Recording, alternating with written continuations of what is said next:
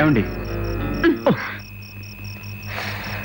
మనిషి చూస్తే బాగానే ఉన్నావు, ఆత్మహత్య చేసుకోవాలి ఎందుకు అనుకున్నావు? ఓయ్ ఏమిటి ఆత్మహత్య? నేనా? కాలు జారి పడ్డావో కావాలని పడ్డావో నాకు తెలియదు కానీ నిన్ను రక్షిద్దామని నేను దూకాను. ఏంటి, నన్ను రక్షిద్దామనా? మరి ఈ రాత్రి పూట కాలువలో ఈత కొడదామని దూకానట్టావా? భలే వాడివే. దబాయించుకో, నువ్వు దూకిన తర్వాత నేను దూకాను. అరే ఏదో సామెత చెప్పినట్టుంది. నాకు ఆత్మహత్య చేసుకోవాల్సినంత కర్మ పట్టలేదు, నేనంత పిరికిదాన్ని కాదు. అది సరే వాదనెందుకు కానీ నీ పేరేమిటి? నీ పేరేంటి? ఏ నా పేరు చెప్తే కానీ చెప్పవా? సరే నా పేరు లక్ష్మి, ఇప్పుడు చెప్పు. నా పేరు గాంధీ.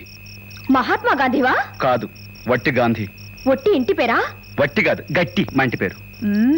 అది సరే ఏం చేస్తున్నావు? ఏమీ చేయటం లేదు. పని చేయడం ఇష్టం లేక లేక ఇష్టమైన పని దొరకలేదా? అసలు పనే దొరక్క. అదెవరైనా రోడ్డు మీద పారేసుకుంటారా దొరకడానికి? డిగ్రీ చదివి బయటకు వచ్చిన దగ్గర నుంచి వెతుకుతూనే ఉన్నాను. ఫస్ట్ క్లాస్ లో పాస్ అయిన నాకు చిన్న ఉద్యోగం కూడా ఇవ్వలేకపోయింది ఈ ప్రభుత్వం. భారతదేశంలో ఉండే ప్రతి నిరుద్యోగి చెప్పే చేతకాని మాటలే నువ్వు చెప్తున్నావన్నమాట. అంటే? అవును, డిగ్రీ చేతికొచ్చిన ప్రతి యువకుడికి చేతనైంది ఇదొక్కటే, ప్రభుత్వాన్ని నిందించడం. మన పని మనమే వెతుక్కోవాలి, అవసరమైతే పని సృష్టించుకోవాలని ఎందుకు ఆలోచించరు? ఉదాహరణకి నన్ను తీసుకో, నేను ఒంటరిదాన్ని, వెనక ముందు నాకెవ్వరూ లేరు. పొద్దునే 6 గంటలకల్లా లేచి 4 గంటల ఆ పని ఈ పని చేసుకుంటాను. ఏ నేను శుభ్రంగా బ్రతకటం లేదా? నేను మాట్లాడేది చదువుకున్న నిరుద్యోగుల గురించి, నీలాంటి వాళ్ళ గురించి కాదు. You see, Mr. Gandhi, for your kind information, I'm a graduate from Mary Stella College. You know that? University first rank లో పాస్ అయ్యాను. చేసేవాడికి పని ఎప్పుడూ ఉంటుంది. ప్రతివాడు బట్ట నెలకుండా ఫ్యాన్ కింద కూర్చొని సంతకాలు పెట్టి ఉద్యోగమే చేయాలనుకుంటే ఎలా? కార్ డ్రైవర్, హోటల్ బేరర్, తోటమాలి, రిక్షా తొక్కడం ఇవన్నీ ఉద్యోగాలు కావా? ఏ ఉద్యోగం అయినా సరే ఇష్టమే అనుకుంటే రేపు సాయంత్రానికల్లా నేను నీకు ఉద్యోగం ఇప్పిస్తాను. నీ అడ్రస్ చెప్పు. అరే అడ్రస్ చెప్పమంటే నవ్వుతావేమిటి? ఏం చెప్పాలో తెలియక కేర్ ఆఫ్ ప్లాట్ఫామ్ అని చెప్పడానికి కూడా వీల్లేని వాడిని. కరెక్ట్ గా చెప్పాలంటే గాంధీ, కేర్ ఆఫ్ గాంధీ. నా అడ్రస్ నేనే, నాకెవ్వరూ లేరు, ఏదీ లేదు. సరే అయితే నాతో రా, నీకు ఉద్యోగం వచ్చే వరకు నా ఇంట్లోనే ఉండు గాని. మీ ఇంట్లోనా? ఒంటరిదానంటున్నావు? అయితే ఏమిటి అభ్యంతరం? ఓ పెళ్లి కాని పిల్లతో ఉంటే ఎవరన్నా ఏదైనా అనుకుంటారనా? ఏమనుకుంటారు?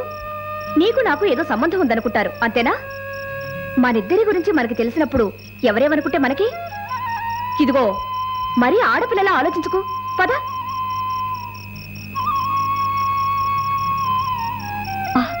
ఇదే నా రాజభవనం.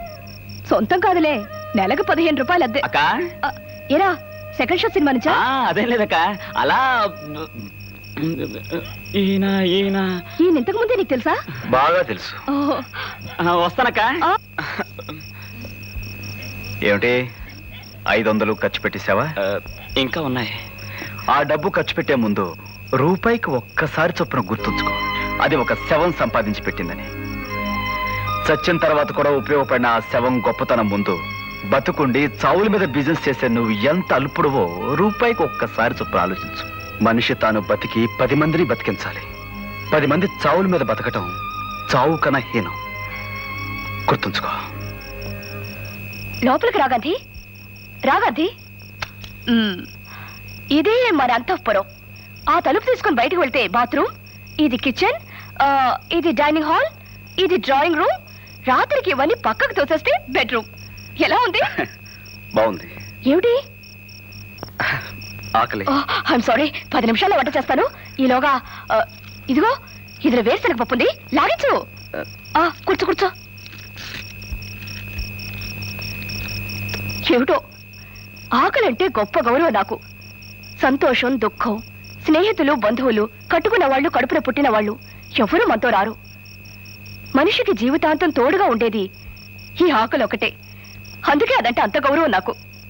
అవును లక్ష్మి, నిజంగా నీకెవరూ లేరా? లేరంటే లేరు, కానీ ఒకే కడుపున పుట్టాం కాబట్టి అన్నయ్య అని పిలువబడేవాడు అక్కడున్నాడు.